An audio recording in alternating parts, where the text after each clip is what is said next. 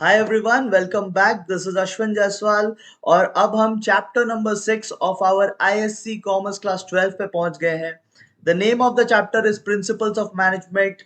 Very very important chapter. And अभी हम लोग इस चैप्टर को बहुत सिंपल वे में आईएससी सिलेबस के हिसाब से करेंगे। Now let me tell you before you start this video, ये चैप्टर सीबीएसई में भी होता है and there are many videos जो आपको यूट्यूब में मिलेंगे। सीबीएसई टीचर्स ने उसको पढ़ाया है।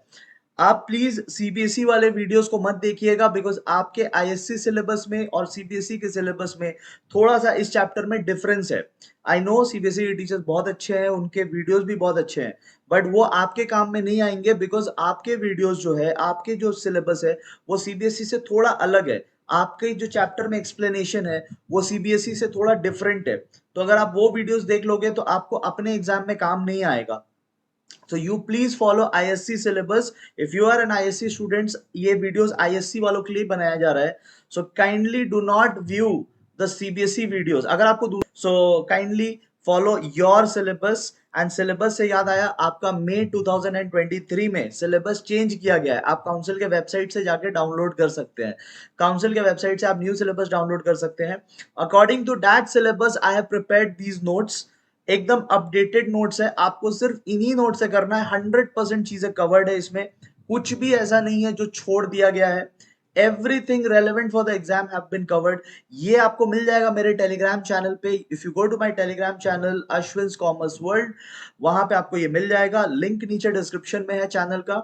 अगर लिंक से नहीं खुलता है तो प्लीज थोड़ा सा हार्ड वर्क कीजिएगा, जाकर टेलीग्राम में सर्च कीजिएगा मेरा नाम अश्विन्स कॉमर्स वर्ल्ड, आप सर्च कीजिएगा, आपको वहां पे मिल जाएगा। ठीक है। This was shared on 16th July, sorry June, 16th June को शेयर किया गया था and you will get it over there. ठीक है। Please study from ISC syllabus. If you are an ISC student, do not study from CBSE notes और CBSE videos. ठीक है। वो अच्छे हैं बट वो उनके लिए है, आपके लिए नहीं है। नेक्स्ट, चलो स्टार्ट करते हैं। तो बहुत इंपॉर्टेंट एंड बहुत मजेदार चैप्टर रहने वाला है। इसमें हम लोग कंपनीज के बारे, ऑर्गेनाइजेशंस के बारे इन डेप्थ अंदर से बहुत सारी चीजें सीखेंगे। Although we don't have practical experience, हमारे पास प्रैक्टिकल एक्सपीरियंस नहीं है अभी। तो हम लोग बच्चे हैं, एग्जाम दे रहे हैं, अभी कहाँ ऑफिस देखा है। बट ठीक है, वो मेरा काम है आपको ऑफिस दिखाना, वो मेरा काम है आपको जो चीज आपने आज तक नहीं देखा है वो आपको दिखाना, वो मेरा काम है। आप बस इस वीडियो को देखिए एंड अगर आपको मेरे वीडियोस अच्छे लगते हैं तो प्लीज इसको थोड़ा लाइक कर दीजिएगा। I get motivation from that। ठीक है। So please kindly like these videos so that ये और लोगों तक भी पहुंचे। And let us begin now। Principles of management का मतलब क्या होता है? देखो, वैसे मीनिंग तो सिलेबस में नहीं है, बट जब तक मीनिंग समझोगे नहीं तो आप चैप्टर कैसे समझोगे? प्रिंसिपल्स का मतलब होता है फंडामेंटल ट्रूथ्स, मतलब जो कि सच्चाई है, जो कि रियलिटी है, जो कि होता है। Like for example, every person born on this planet will die some or the other day. That's a fundamental truth। वो नहीं है। ठीक है। जो चीज बना है कभी ना कभी डिस्ट्रॉय होगा ही, वो फंडामेंटल ट्रूथ है। तो fundamental truths are basically realities. ठीक है। अब प्रिंसिपल्स क्या होते हैं? प्रिंसिपल्स बेसिकली सच्चाई है मैनेजमेंट के। Principles are basically those statements, those guidelines that will help a manager to manage the business properly.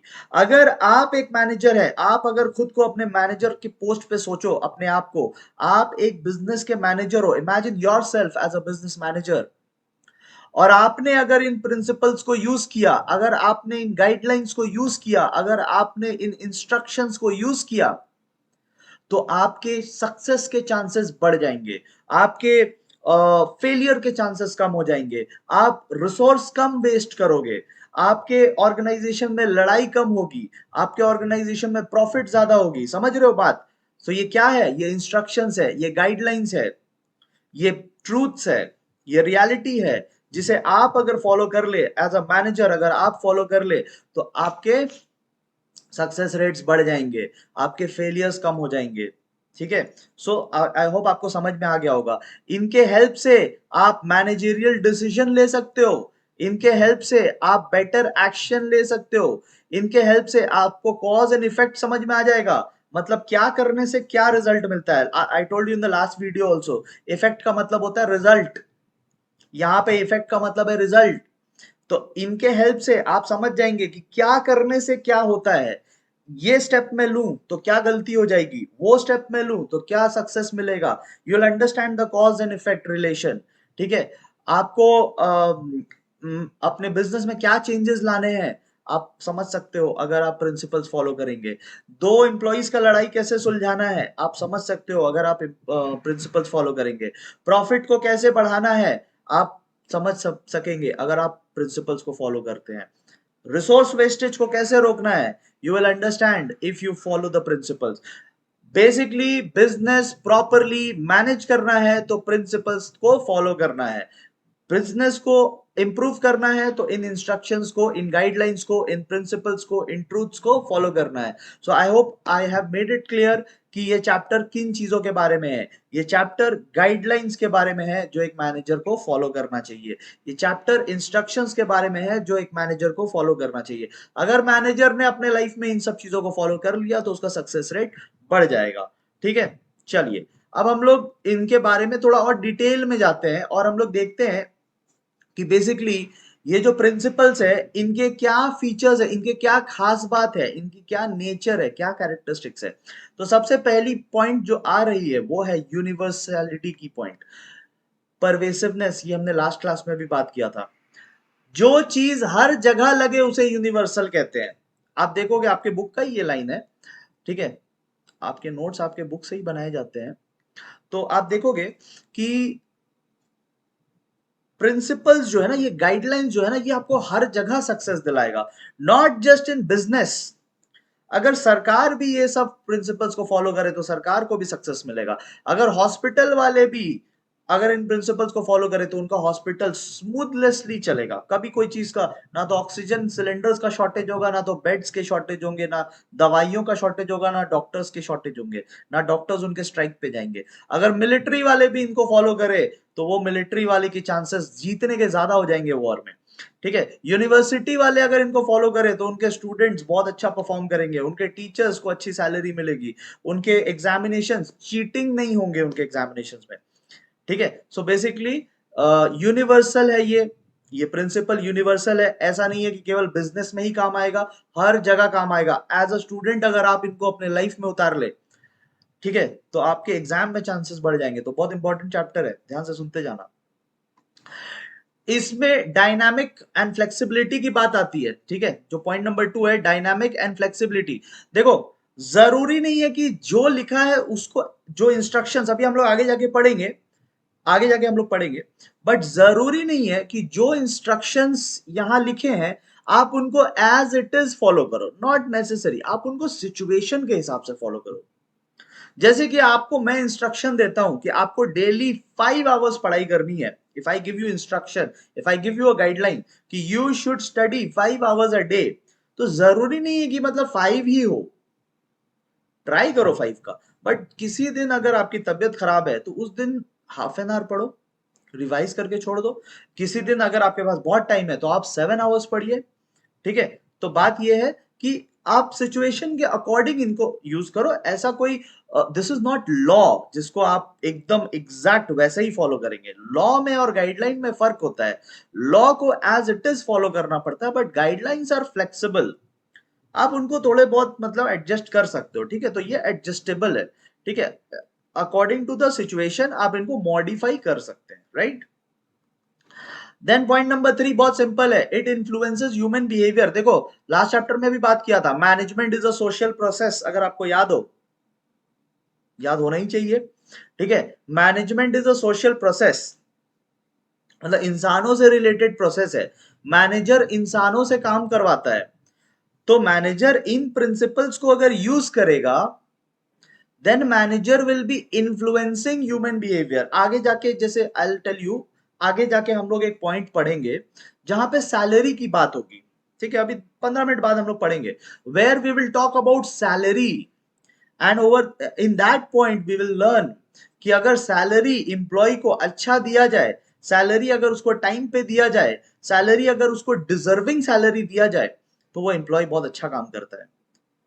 और अगर आप उसको अच्छा सैलरी ना दो, टाइम पे ना दो, जो वो डिजर्व करता है वो ना दो, तो वो डिससेटिस्फाइड हो जाएगा। मतलब ह्यूमन बिहेवियर को आप कंट्रोल कर सकते हैं इन इंस्ट्रक्शंस के थ्रू, इन गाइडलाइंस के थ्रू। आप अगर किसी को सही टाइम पे सही सैलरी दे रहे हो तो वो खुश रहेगा, अगर आप उसको गलत टाइम पे या सही सैलरी ना दो तो वो डिससैटिस्फाइड हो जाएगा। मतलब ह्यूमन बिहेवियर ऑल्टर होता है अकॉर्डिंग टू आवर गाइडलाइंस। हम कैसे प्रिंसिपल्स को यूज करते हैं, इससे ह्यूमन बिहेवियर डिपेंड करता है, right. Next is contingent. Contingent तो आपने अकाउंट्स में भी पढ़ा होगा, contingent liability, contingent assets. What is contingent? Contingent का मतलब होता है something that depends on certain situation. तो हमें आगे जाके in this chapter we will learn 7 principles, 7 guidelines that were given by F.W. Taylor. And आगे जाके we will learn 14 principles that was given by Henry Fayol. 21 principles हम लोग पढ़ने जा रहे हैं। आप सीबीएसई वाले वीडियोस देखेंगे उसमें 18 प्रिंसिपल्स पढ़ाया जाता है, 18। हम लोग 21 पढ़ रहे हैं। हालांकि उनका सही है, सीबीएसई सही है, बट हमें तो अपना सिलेबस फॉलो करना है ना। गलत है तो गलत ही पढ़ना है, बट एक्चुअली में 21 होते नहीं, एक्चुअली में 18 ही होते हैं। But we have to learn this, ठीक है, we have to learn this.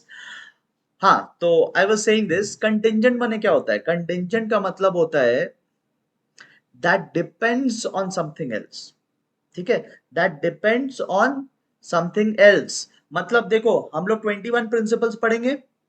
अब 21 प्रिंसिपल्स यानी 21 गाइडलाइंस, तो हमें कौन सा गाइडलाइन कब फॉलो करना है, that depends on the situation.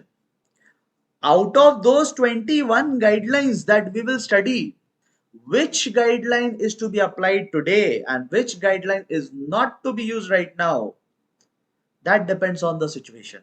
So if something depends on the situation, तो उसको हम लोग कंटिंजेंट बोलते हैं। जैसे आप मान लो अपने फ्रेंड्स के साथ प्लान बना रहे हो कि चलो आज शाम हम लोग डिनर पे चलेंगे। आप अपने दोस्तों के साथ या कुछ खास लोगों के साथ प्लान बना रहे हैं डिनर पे जाने का, ठीक है। तो लेकिन आप देखते हो कि बाहर मौसम जो है वो क्लाउडी हो रहा है, बारिश होने के चांसेस है। तो आप क्या करोगे? आप उनको फोन लगा के बोलेंगे कि यार सुन, डिनर पे चलेंगे, बट अगर बारिश ना हुआ तो।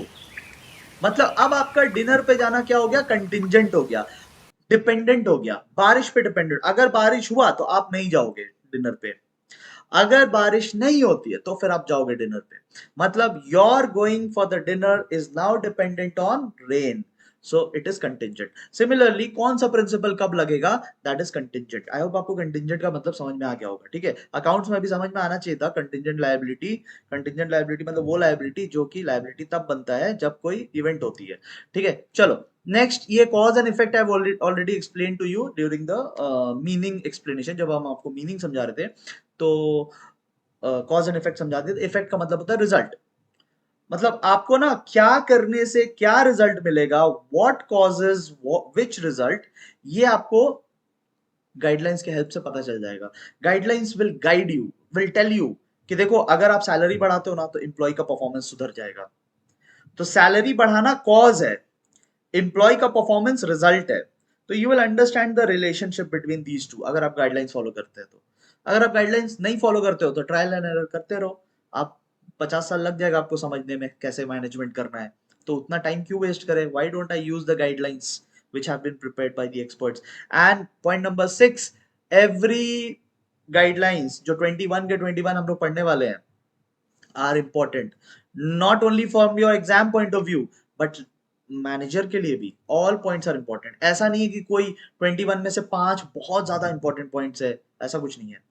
All 21 points are important for the manager also and for you people also. आपके एग्जाम में इंडिविजुअली उठा उठा के दे देते हैं, सारे 21 के 21 करने हैं हमें, ठीक है। बात समझ में आई? चलो इस वीडियो को लाइक कर दीजिए, ठीक है, मेरे को थोड़ा अच्छा लगेगा लाइक देखकर, एंड तभी मेरे को मोटिवेशन आएगा नेक्स्ट चैप्टर डालने का, ठीक है। नेक्स्ट टॉपिक जो हम लोग करने जा रहे हैं वो है कि जरूरत क्या है इन गाइडलाइंस का। क्या if I become a manager और यू बिकम अ मैनेजर, क्या हम लोग खुद से मैनेज नहीं कर सकते? क्या अपना भगवान ने दिमाग दिया है ना, हाँ, भगवान ने दिमाग दिया है ना, तो क्या उस दिमाग का यूज करके हम लोग मैनेजमेंट नहीं कर सकते? क्या हमें क्या कोई गाइडलाइंस की जरूरत है, किसी की इंस्ट्रक्शंस की जरूरत है, किसी के थियोरीज की जरूरत है क्या?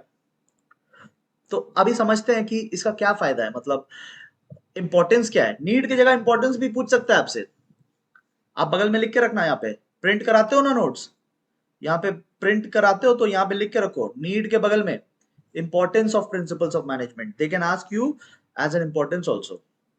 सिग्निफिकेंस इज अनदर वर्ड, लेकिन एग्जाम में क्वेश्चन आ सकता है व्हाट आर द सिग्निफिकेंस, आप ढूंढते रह जाएंगे, अरे सिग्निफिकेंस तो है ही नहीं सिलेबस में, यही सिग्निफिकेंस है, यही नीड है, यही इंपॉर्टेंस है।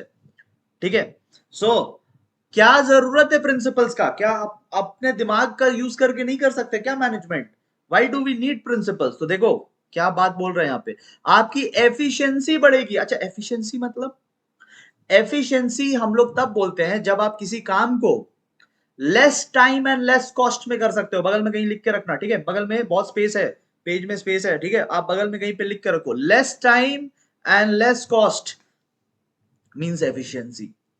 अगर आप किसी चीज को कम खर्चे में, कम टाइम में, कम वेस्टेज में ज्यादा जल्दी कर पाते हो तो फिर आप एफिशिएंट हो।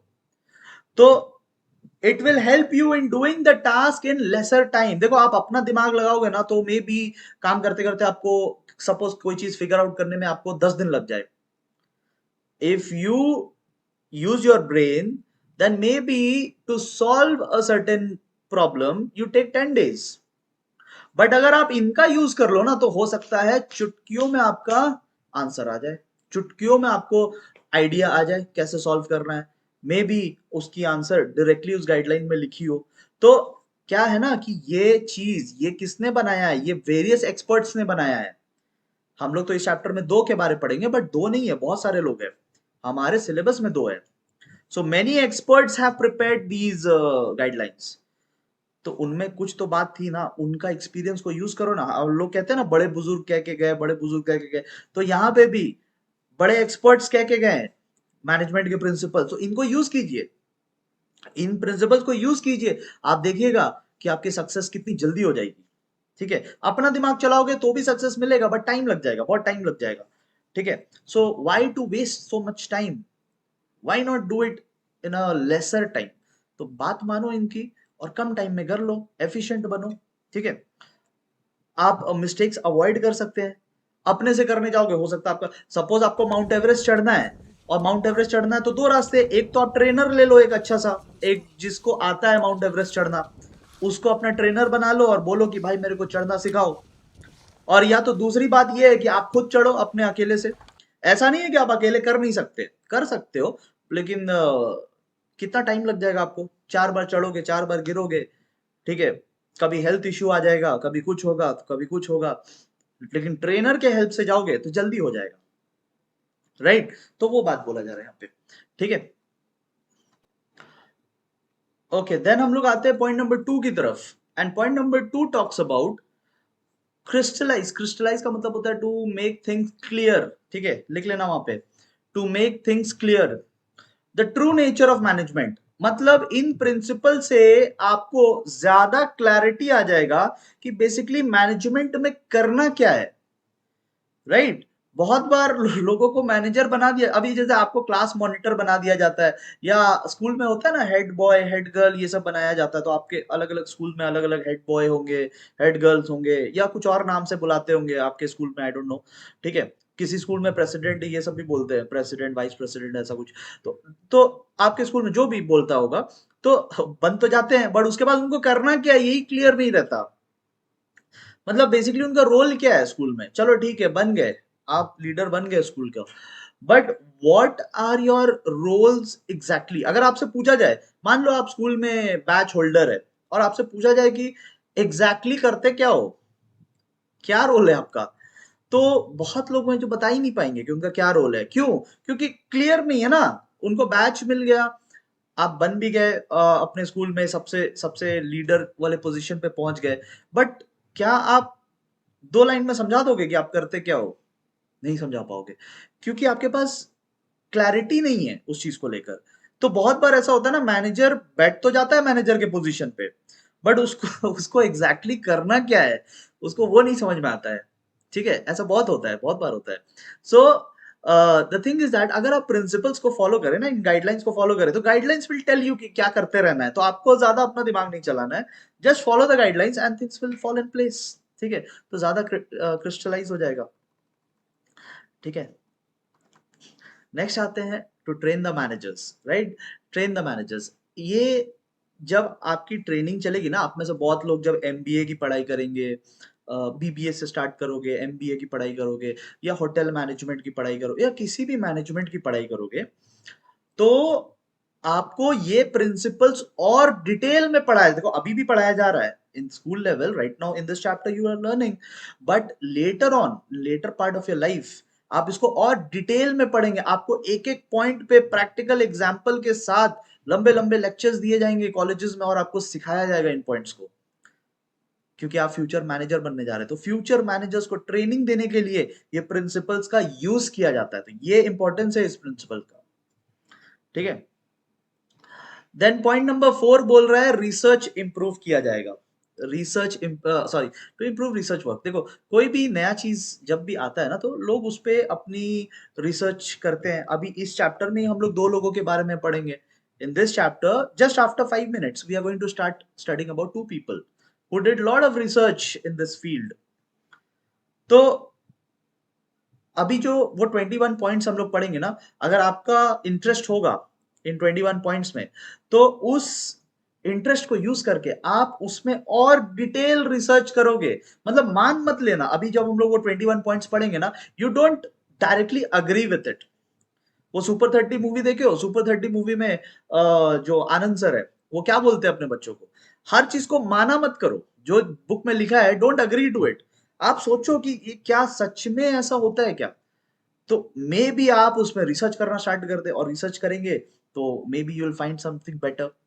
तो इन प्रिंसिपल्स पे अगर आप रिसर्च करो, इन प्रिंसिपल को यूज करके रिसर्च करो, इन प्रिंसिपल्स को यूज करके आप किसी सिचुएशन को एनालाइज करो, तो क्या है, you will help, it will help you in expanding your knowledge in the field of management. ये देखो यहाँ पे क्या लिखा है, समझे? तो आप रिसर्च कर सकते हैं, इन प्रिंसिपल्स को यूज करके और ज्यादा डेप्थ में जा सकते हैं मैनेजमेंट की दुनिया में। Management is still a very new concept, ठीक है? एंड लास्ट पॉइंट हम लोग कर रहे हैं, यहां से 5 करना काफी है, हालांकि हम आई have given all the points from the book, but यहां से 5 कर लेना काफी है, इंडिविजुअली यहां से नहीं पूछता, ठीक है? फीचर्स में आपको सब करने हैं, ठीक है? फीचर्स में आपको सब करने हैं, पहले भी बताया है, और इस चैप्टर में तो आप लकी हो कि ओनली ओनली 6 पॉइंट्स आते हैं।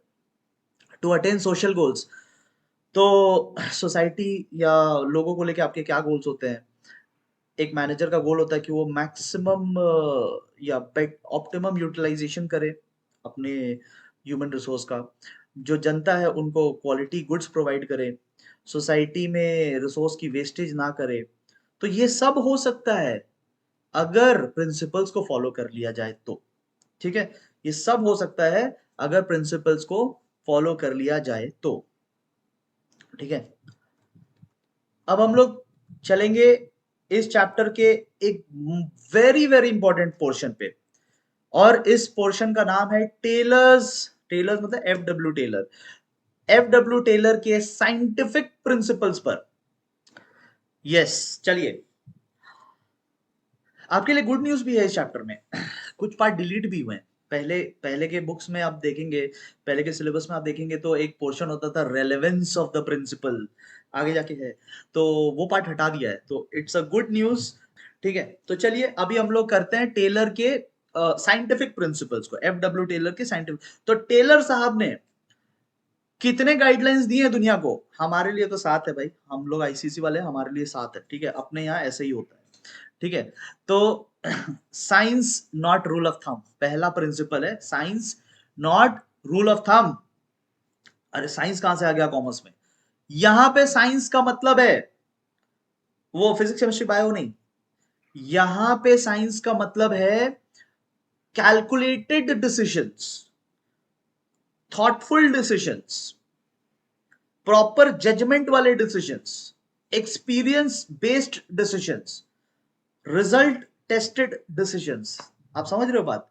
मतलब ऐसे ही एवे ही कोई भी कदम नहीं उठा लेना है कि चलो ये करके देख लेते हैं, चला तो चला, नहीं तो वो करके देख लेंगे, जो मतलब you can take random steps. अरे बड़े बड़े कंपनीज में करोड़ों रुपए लगे होते हैं, आप एज अ मैनेजर अक्कड़ बक्कड़ बम्बे को थोड़ी खेल सकते हो वहां पे। You have to take good decisions, सोच समझ के अच्छे एक्सपर्ट्स के साथ, sit with lawyers, sit with chartered accountants, sit with MBAs in finance, उन लोगों के साथ बात कीजिए, उनसे एक्सपर्ट नॉलेज लीजिए और फिर डिसीजन लीजिए। डोंट जस्ट थिंक एनीथिंग और चलो करके देखते हैं, चलेगा तो चलेगा, नहीं तो क्या करोड़ों रुपए जाएंगे और क्या। ऐसे नहीं होता। तो you have to take your decision based on analysis rather than trial and error. इसको बोलते हैं कि रूल ऑफ थंब मत फॉलो करो। रूल ऑफ थंब बोलने का तरीका है जहां पे हम लोग ट्रायल एंड एरर करते हैं। We don't take decisions like that. We have to take decision based on science. Science मतलब not physics chemistry bio. Science मतलब अच्छा सोच समझ के डिसीजन लेना। ठीक है। देन आता है हार्मनी नॉट डिस्कॉर्ड। हार्मनी का मतलब होता है जब सब एक साथ रहते हैं। डिस्कॉर्ड का मतलब होता है जब क्या बोलते हैं हिंदी में, तो अनबन बोलते हैं ना, इंग्लिश में हम लोग बोलते हैं डिस्कॉर्ड। ठीक है। मतलब कि अभी तालमेल नहीं बन रहा है, अभी फ्रेंडशिप नहीं है, अभी थोड़ा दुश्मनी चल रहा है। ठीक है। सो किनके बीच हार्मनी होना चाहिए देख लो, मैनेजमेंट एंड द वर्कर्स। एक ऑर्गेनाइजेशन में दो तरीके के लोग होते हैं। एक जो काम करवा रहे हैं, दे आर कॉल्ड मैनेजर्स। एक जो काम करवा रहे हैं, दे आर कॉल्ड मैनेजर्स। और एक जो काम कर रहे हैं, दे आर कॉल्ड वर्कर्स। इन दोनों में ऑलवेज हार्मनी होना चाहिए। किसने बोला? I told this? No, Taylor is saying this. F W Taylor is saying this. तो टेलर इज सेइंग कि ऑर्गेनाइजेशन में हार्मनी होना चाहिए, नॉट डिस्कॉर्ड। सब एक साथ यूनिटी पे फोकस चाहिए, point. Then maximum not restricted output. Maximum not restricted output. देखो टेलर ने ना समझा एक चीज को, टेलर ने समझा यार ये लोग लड़ते ना सिर्फ पैसों के लिए, है ना। ऑर्गेनाइजेशन में लड़ाई पैसों के लिए चलती है। मैनेजर्स सोचते हैं ज्यादा पैसा उनको मिले, वर्कर्स सोचते हैं ज्यादा पैसा उनको मिले। सो सारे फसाद की जड़ क्या है? पैसा। तो अगर पैसा ही बढ़ा दिया जाए तो झगड़ा रहेगा ही नहीं। तो इसीलिए टेलर बोलते हैं, एफ डब्ल्यू टेलर सेज कि मैक्सिमम आउटपुट बनाओ, जितना बना सकते हो बनाओ, और मैक्सिमम आउटपुट बेचने की कोशिश करो। थोड़ा थोड़ा बेचोगे तो थोड़ा थोड़ा पैसा आएगा, थोड़ा थोड़ा पैसा आएगा तो लड़ते रहोगे।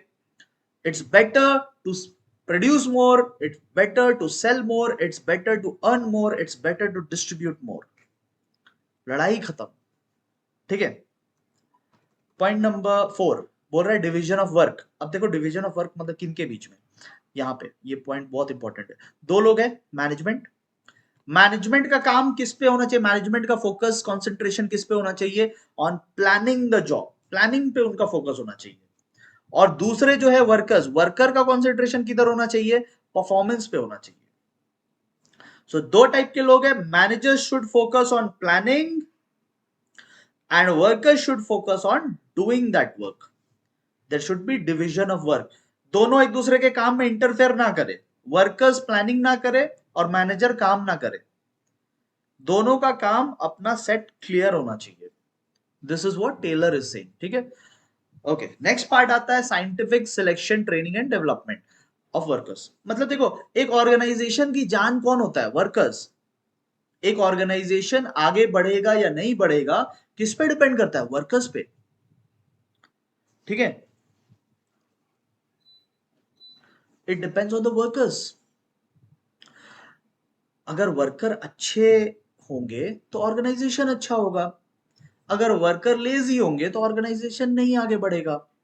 सो वर्कर्स को सिलेक्ट करना, वर्कर्स की ट्रेनिंग करवाना और वर्कर्स को फ्यूचर के लिए डेवलप करना, उनको नॉलेज देना, उनको एक्सपीरियंस देना, उनको स्किल्स देना, ये टेलर बोलते हैं बहुत इंपॉर्टेंट है। बिकॉज अगर वर्कर अच्छा होगा तो आपका ऑर्गेनाइजेशन अच्छा होगा, वर्कर अच्छा नहीं होगा तो आपका ऑर्गेनाइजेशन अच्छा बिल्कुल भी नहीं होगा। Next we come to standardisation. Point number 6 है स्टैंडर्डाइजेशन। तो स्टैंडर्डाइजेशन वाले पॉइंट में हम लोग, बहुत सिंपल सा पॉइंट है, बेसिकली बोल रहा है कि पूरे ऑर्गेनाइजेशन में एक स्टैंडर्ड रखो। वर्किंग कंडीशन, टूल्स जो यूज होते हैं, वर्क प्लेस जो यूज होते हैं। देखो आप डोमिनोज फॉर एग्जांपल देख लो। डोमिनोज के आप किसी भी आउटलेट में चले जाओ, चाहे आप किसी भी शहर में रहते हैं, आप दूसरे शहर में चले जाइए, वहां के डोमिनोज में चले जाइए, आपको टेस्ट मोर और लेस सेम मिलेगा। आपको उनका लुक्स मोर और लेस सेम मिलेगा।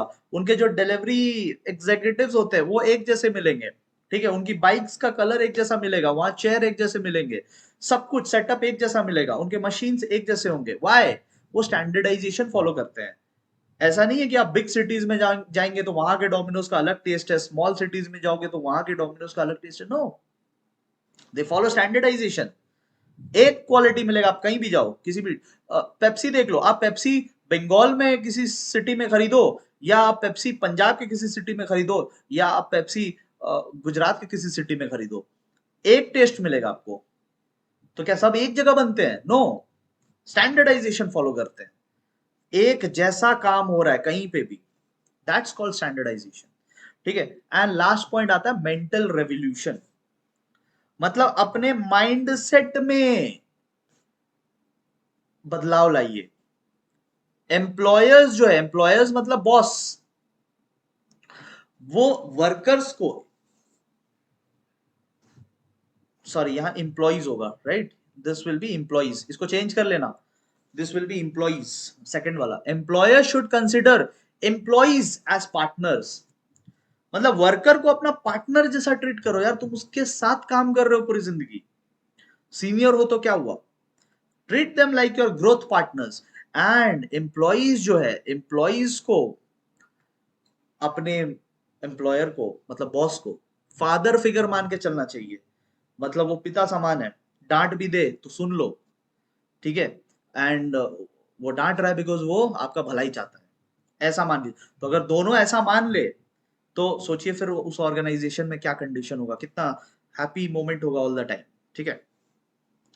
एंड एफ डब्ल्यू टेलर के बारे में एक पॉइंट याद रखिएगा, एमसीक्यू में आपको पूछ सकता है कि एफ डब्ल्यू टेलर जो है उसको फादर ऑफ साइंटिफिक मैनेजमेंट कहा जाता है। तो आपको एग्जाम में दे कैन आस्क यू कि who is known as the father of scientific management, या F W Taylor is also known as dash what, तो फादर ऑफ साइंटिफिक मैनेजमेंट, ये याद रखना। ठीक है। Now this is also very very important for all of you, 2 minute बस सुनिएगा। अगर आप एग्जाम में अच्छा परफॉर्म करना चाहते हैं तो सिर्फ मेरे वीडियोस से और सिर्फ नोट से पढ़ाई करने से नहीं होगा, आपको एक स्टेप बाकियों से आगे जाना पड़ेगा, और वो है कि आप ऐसे क्वेश्चंस को प्रैक्टिस करें जो इस बार के बोर्ड एग्जाम्स के लिए इंपॉर्टेंट है।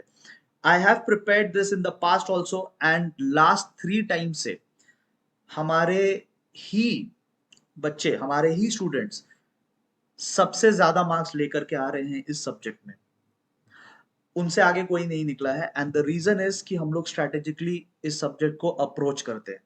It's not just watching the videos and learning the notes that is going to help you, you need an extra power pack to beat the others. अब आगे आने वाला जो समय है, कॉलेज में एडमिशंस मेरिट बेसिस पे हो रहा है, सीयूईटी का एग्जाम्स आ गया है, आप एक रेस में हो ये आपको पता होना चाहिए। जब तक आप ये नहीं समझोगे आप रेस जीतोगे नहीं। You are in a race whether you accept it और नॉट। बहुत लोग, ठीक है तो कॉलेज में एडमिशन कैसे हो रहा है फिर, जिनका हाई मार्क्स आ रहा है उनको लिया जा रहा है ना। तो अगर आपको हाई मार्क्स लाना है, अगर आपको अच्छा परफॉर्म करना है, आई एम सीधा सीधा आई एम सेइंग दिस, अगर आपको 100% के करीब जाना है तो आपको इन क्वेश्चंस को जरूर करना है। विदाउट डूइंग दिस आप कितना भी पढ़ लो, आपका प्रिपरेशन कंप्लीट नहीं होने वाला है। ये आपको मोस्ट एक्सपेक्टेड क्वेश्चंस की सीरीज है जो चैप्टर वाइज आपको मेरे ऐप पे मिल जाएगा। This app is an Android app, Ashwin's commerce world. लेकिन अगर आप iOS यूजर है, एप्पल वाले हैं, तो फिर आपको क्लास प्लस का ऐप डाउनलोड करना पड़ेगा। ठीक है, आपको क्लास प्लस का ऐप डाउनलोड करना पड़ेगा। वहां पे you have to enter my registry my organisation code LKMJX and you can access my content over there. ठीक है। अभी ये बहुत मिनिमम प्राइस पे मिल रहा है, but let me tell you इसका जो बेनिफिट आपको मिलेगा ना वो प्राइस से काफी ज्यादा होगा। And gradually, as I told in the last video also, I am going to add certain MCQs and case study. वो भंडारा नहीं खुलेगा कि कुछ भी केस स्टडी कुछ भी MCQ, certain selected case study and MCQ, बस उतना ही आपको करके जाना है। एंड यकीन मानो लास्ट 3 टाइम्स के जैसे ही आपको भी इसका फायदा मिलेगा। But once I add this, इसकी प्राइस रिवाइज हो जाएगी। Before the prices get revised आप इसमें आ जाइए, एनरोल कर लीजिए। ऑलरेडी 300 से ज्यादा बच्चों ने कर रखा है। ठीक है, so be a part of that group, जो कि बाकी लोगों से आगे है, सबको ये नहीं मिलने वाला।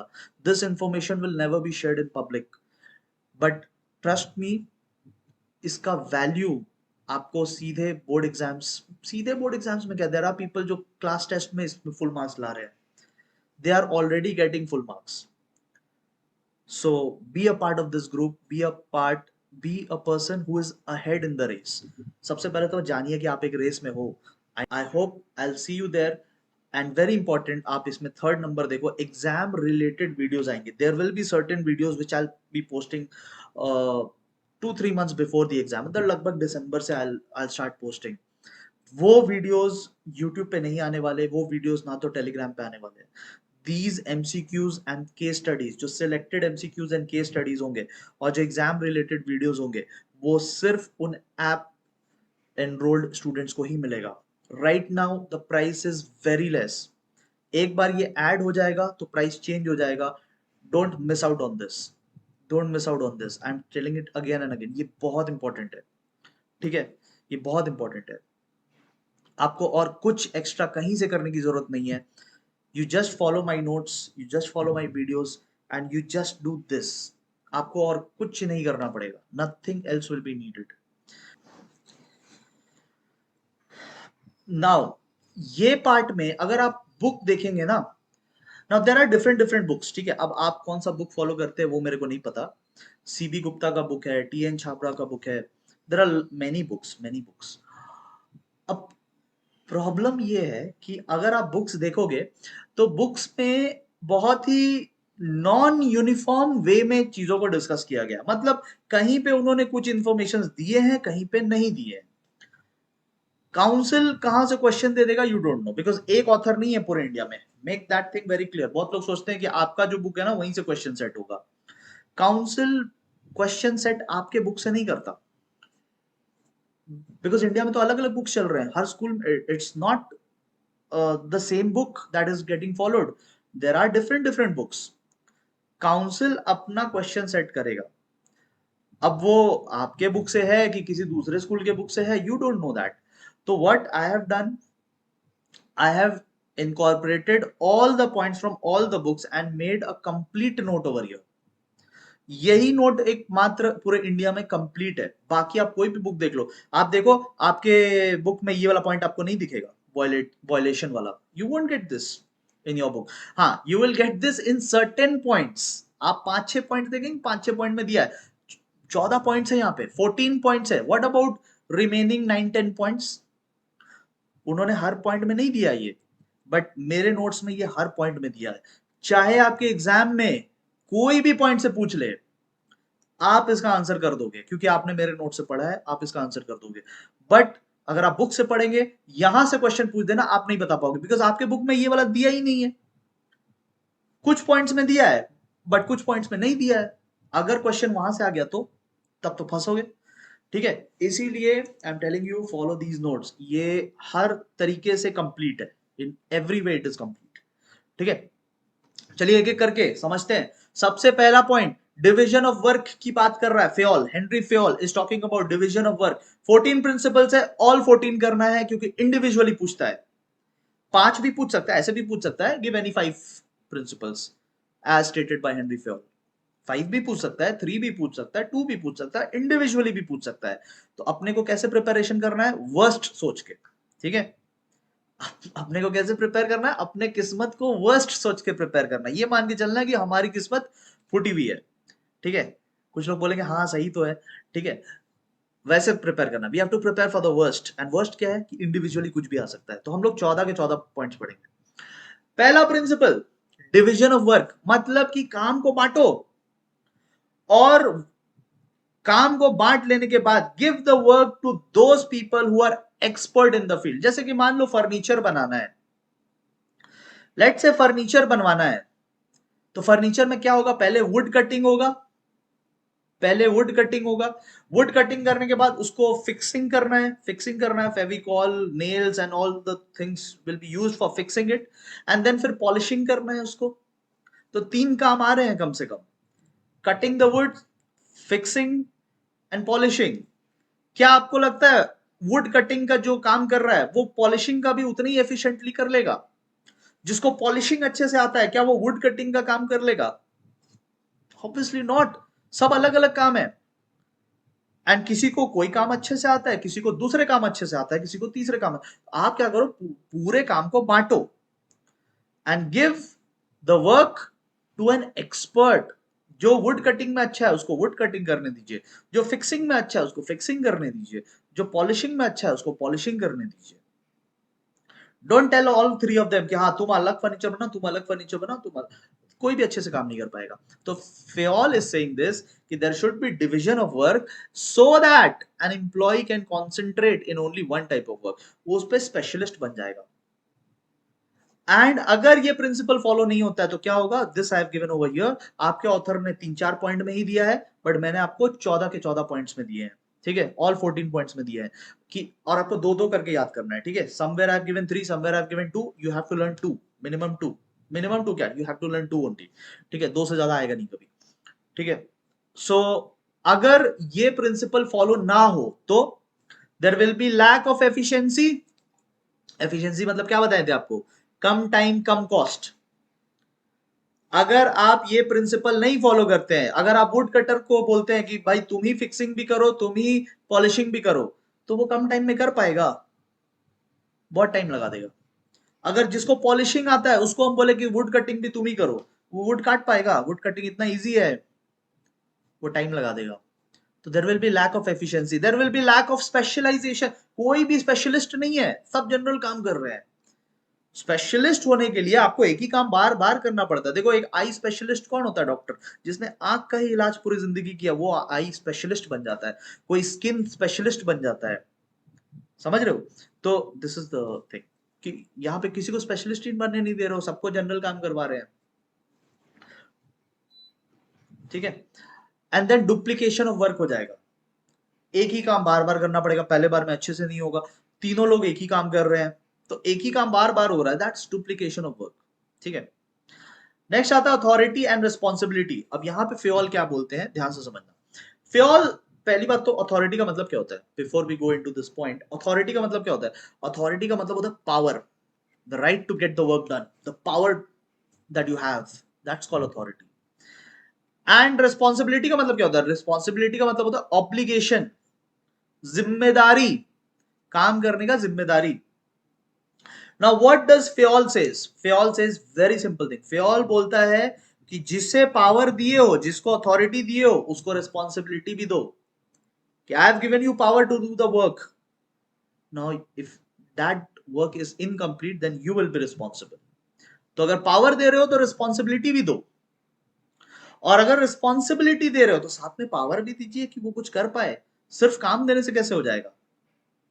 पावर भी होना चाहिए साथ में, ठीक है। जैसे क्लास मॉनिटर, टीचर थोड़ी देर के लिए बाहर जाता है तो बोलता है you come here mind the class, बोलता है ना टीचर, माइंड करो क्लास को।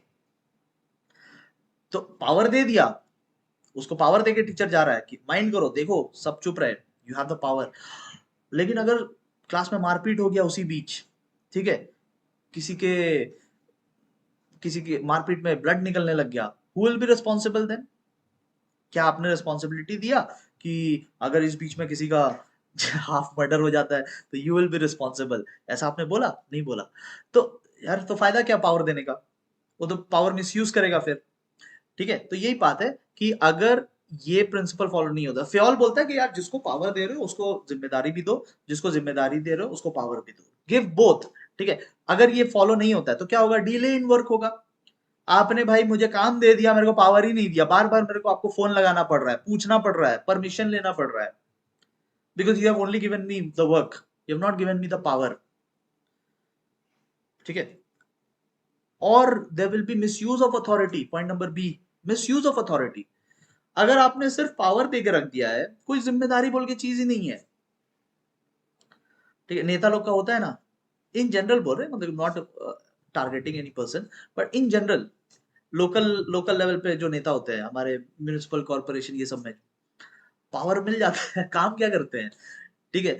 5 साल बाद जब वोट मांगने आएंगे, ना तो रोड ठीक से होता है, ना तो पानी की सप्लाई कंप्लीट होती है, ना तो बिजली 24 घंटा होता है। तो रिस्पॉन्सिबिलिटी किधर है? सिर्फ पावर है उनके पास, ठीक है। तो ये दिक्कत आएगा, ठीक है। फ्योल बोलता है ऐसा नहीं होना चाहिए, दोनों होना चाहिए, ठीक है। Next we come to discipline. हाँ, बहुत इंपॉर्टेंट पॉइंट है। फ्योल बोलता है कि there should be discipline in every organisation. Discipline का मतलब आपसे बेटर और कौन समझेगा?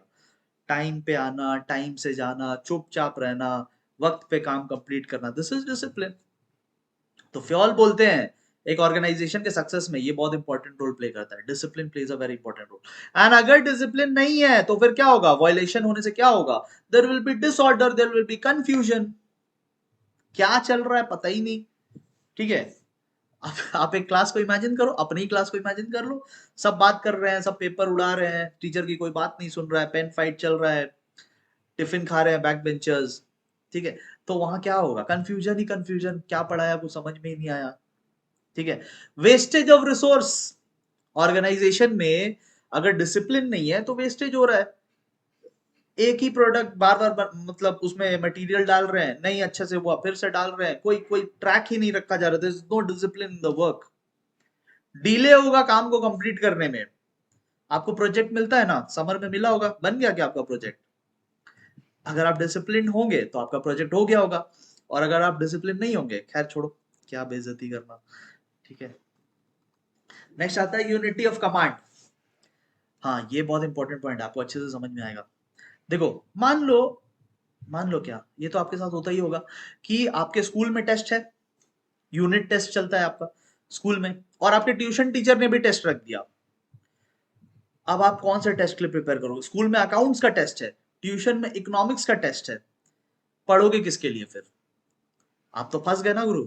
आपके स्कूल में अकाउंट्स के टेस्ट है, एंड आपके ट्यूशन में इकोनॉमिक्स का टेस्ट है, और साथ में आपके घर में शादी भी है। आपके पापा आपको बोल रहे हैं मार्केट से ये लेकर आओ, मार्केट से वो लेकर, बहुत सारा काम बचा है, तो घर पे शादी का तैयारी करना है, ट्यूशन में इकोनॉमिक्स का टेस्ट देने जाना है, और स्कूल में अकाउंट्स का टेस्ट है।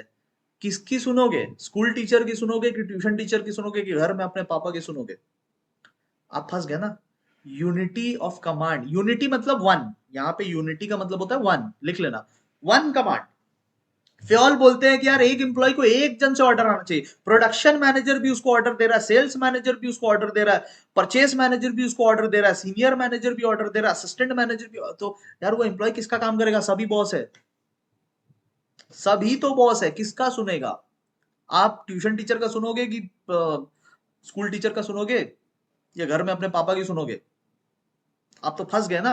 तो ऐसे एम्प्लॉय भी फंस जाता है, और जब एम्प्लॉय ऐसे फंस जाता है तो फिर उस वो कंफ्यूजन में कैसे काम करेगा? तो work will not B proper. आप तो खुद प्रैक्टिकली इसमें गुजर चुके हैं, आपको पता है कि ये ना तो आपका इको एग्जाम अच्छा जाएगा, ना तो आप अकाउंट्स एग्जाम अच्छा जाएगा, ना तो आप शादी एंजॉय कर पाओगे। ठीक है, दिमाग और टाइम कहीं भी एक जगह नहीं दे पाए। नेक्स्ट आता है यूनिटी ऑफ डायरेक्शन। एक गोल की तरफ बढ़िए, एक सुपीरियर के साथ बढ़िए, एक प्लान के साथ बढ़िए। मल्टीपल डायरेक्शन में जाने से कुछ नहीं होगा। आपको आगे जाके अपने करियर डिसीजन लेने हैं, एक चीज डिसाइड करो। बहुत लोग होते हैं सीए का डिसीजन लेते हैं और साथ साथ में बोलते हैं कि ये भी करेंगे, वो सीए नहीं हुआ तो ये कर लेंगे।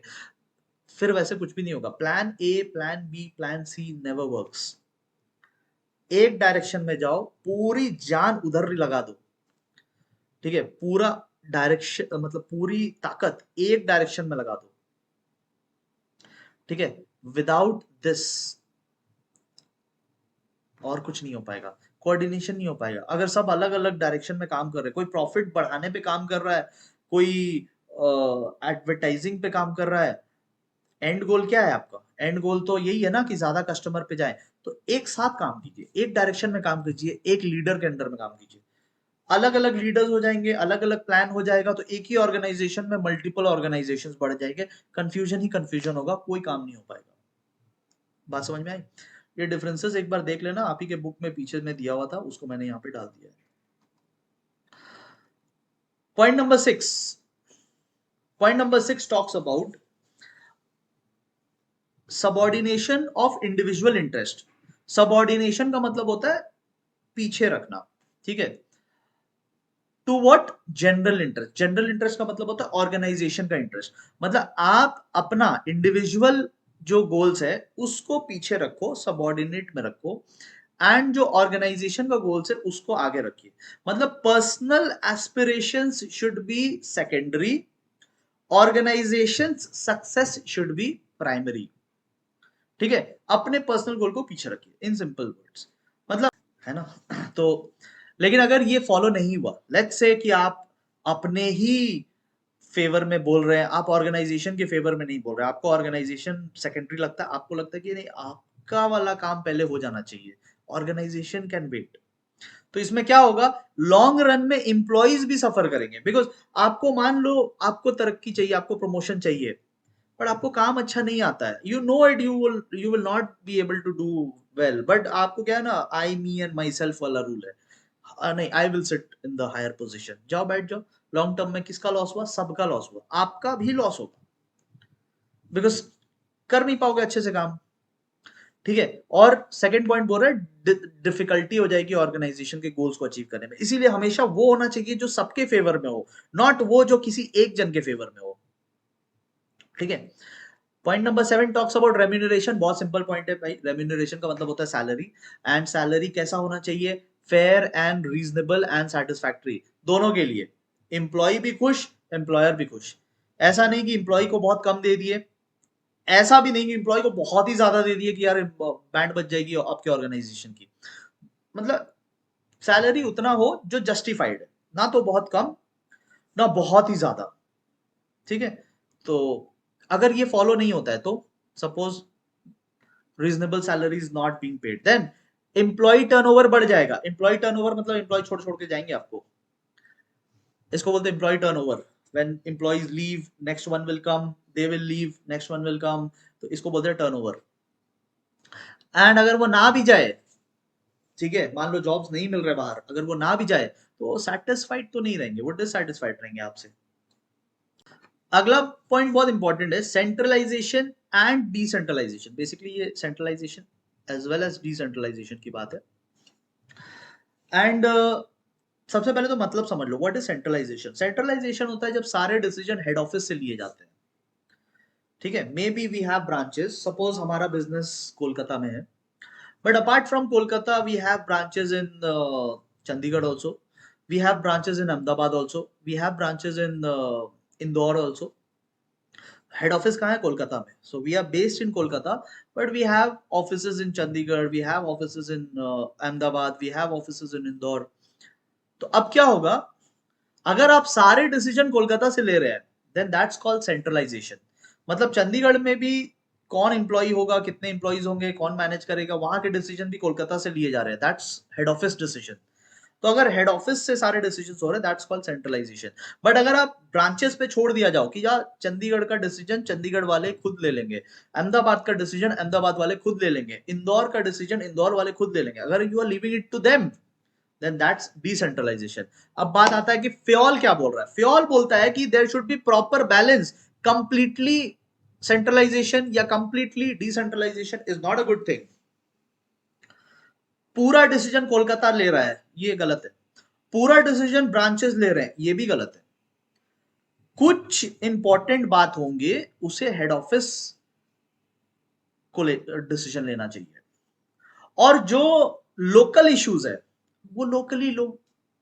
local issues should be decided locally। like for example Chandigarh में मान लो स्ट्राइक है उस दिन, तो ऑफिस खुल नहीं सकता, अब इसका डिसीजन कोलकाता वाले लेंगे क्या बैठ के, let it be up to the Chandigarh branch, let them decide क्यों क्या करना है, स्ट्राइक वाले दिन खोलना है कि नहीं खोलना है ऑफिस। सो कंप्लीटली यहाँ पे वही बोल रहा है, अगर वायलेशन हुआ इस प्रिंसिपल का, देखो कंप्लीट सेंट्रलाइजेशन होगा ना तो डिलेड डिसीजन होंगे, हर बात के लिए कोलकाता फोन लग रहा है तो डिले हो जाएगा डिसीजन में।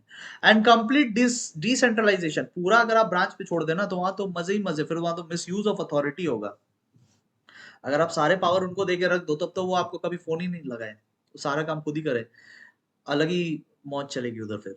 ठीक है, डिफरेंस एक बार देख लीजिएगा।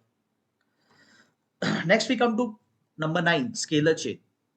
स्केलर चेन का मतलब होता है एक प्रॉपर चैनल ऑफ कम्युनिकेशन, जैसे आप यहाँ पे डायग्राम पे देख सकते होगे, ए किसको किसको कम्युनिकेट करेगा, बी किससे कम्युनिकेशन करेगा, एक चैनल बना दिया गया है, this channel will be followed. Like आपके स्कूल में क्या होता है, प्रिंसिपल कोई नोटिस देता है तो it goes to the supervisor, जिसको आप कोऑर्डिनेटर भी बोलते हो, कोऑर्डिनेटर से it goes to the class teacher, class teacher से इट रीचेस यू पीपल।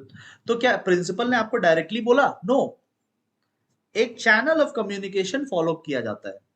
तो फ्योल सेज कि देखो ऑफिस में ना मजाक नहीं, ऑफिस में एक प्रॉपर चैनल बना के कम्युनिकेशन किया कीजिए, ठीक है। लेकिन कभी कभी अर्जेंसी भी आ सकती है, ठीक है, कभी कभी अर्जेंसी भी आ सकती है, उस टाइम आपको ऐसा चैनल फॉलो करने में डिले हो जाएगा।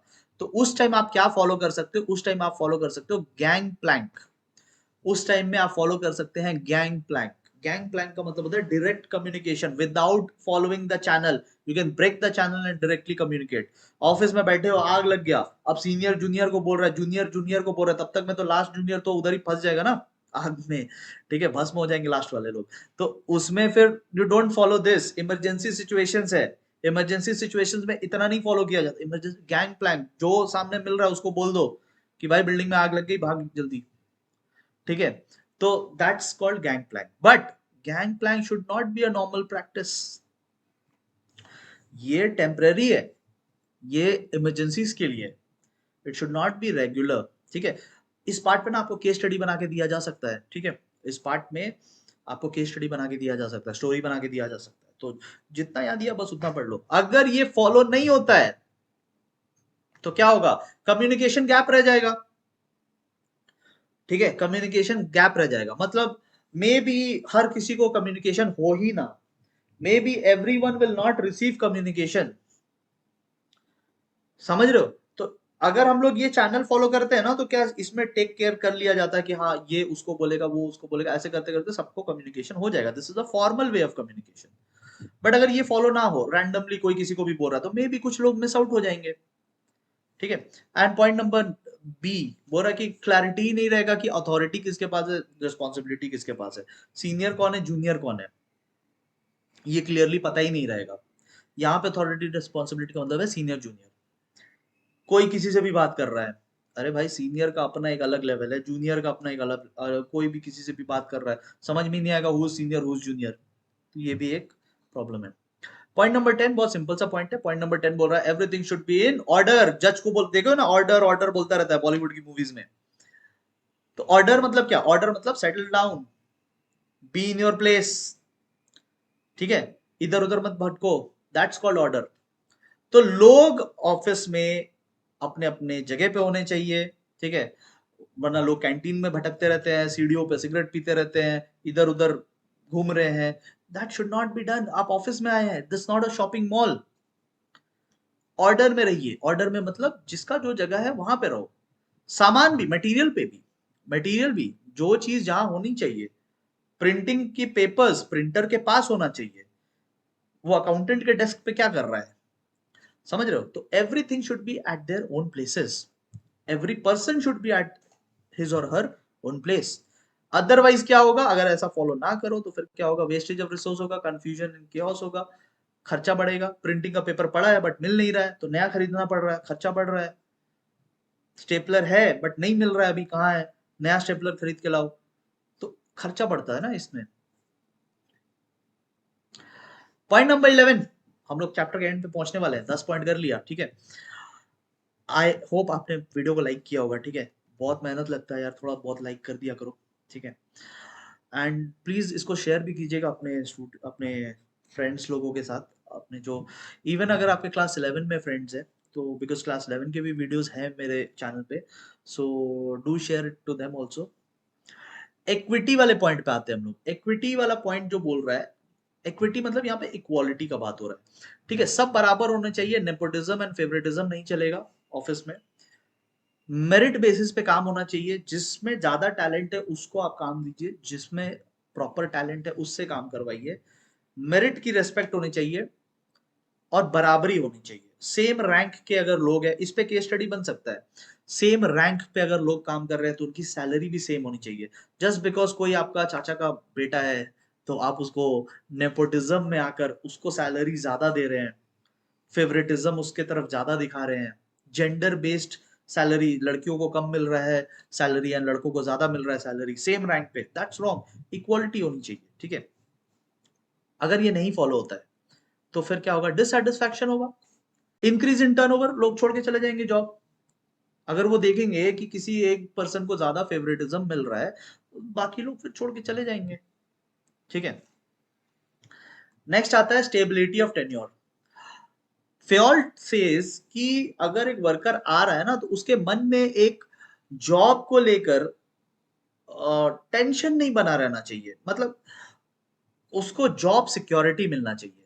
जॉब सिक्योरिटी मतलब if a person is joining our organisation, the person should feel this कि हाँ, now I am safe, I have a job, salary will come on time, now I can focus on my work. अगर आप उसको बोलोगे कि हम आपका काम देखेंगे, अगर आपने अच्छे से काम नहीं किया तो आपको निकाल देंगे, 1 साल का टाइम दे रहे हैं, तो फिर वो पर्सन क्या होगा ना, वो पर्सन के मन में क्या बना हुआ है फिर बात, द पर्सन विल थिंक अरे यार 1 साल बाद तो मेरे को निकाल देगा, निकाल सकता है, ठीक है। तो 1 साल वो अच्छे से काम कर पाएगा, नहीं कर पाएगा। वो 1 साल में नया नया जॉब ढूंढेगा, वो बीच बीच में एब्सेंट करके जाएगा इंटरव्यूज देने, तो फोकस नहीं रहेगा ना यार। लोगों में फोकस बनाने के लिए you need to give them ample security of job, you need to give them good time so that वक्त के साथ साथ लॉयल्टी बने, एक अटैचमेंट बन जाए, एक रिश्ता बन जाए उस कंपनी के साथ, वो छोड़ के कभी जाए ना फिर। But if you don't give them this security, तो फिर उनके मन में रहेगा डाउट कि अरे कल को मेरे को निकाल दिया तो I should look for a new job, ठीक है। वॉयलेशन अगर ये फॉलो नहीं होता है तो क्या होगा, वही बात है, इनसिक्योरिटी बढ़ेगी एम्प्लॉइज में, उनमें डर बना रहेगा कि what will happen tomorrow, they don't know, ठीक है। रिडक्शन इन एफिशिएंसी, वो लेट लेट काम करेंगे, क्योंकि वो जल्दी काम कैसे करे, वो तो दूसरी जगह अप्लाई करने में बिजी है, वो तो दूसरी जगह इंटरव्यू देने में बिजी है। Point number 13 talks about initiative.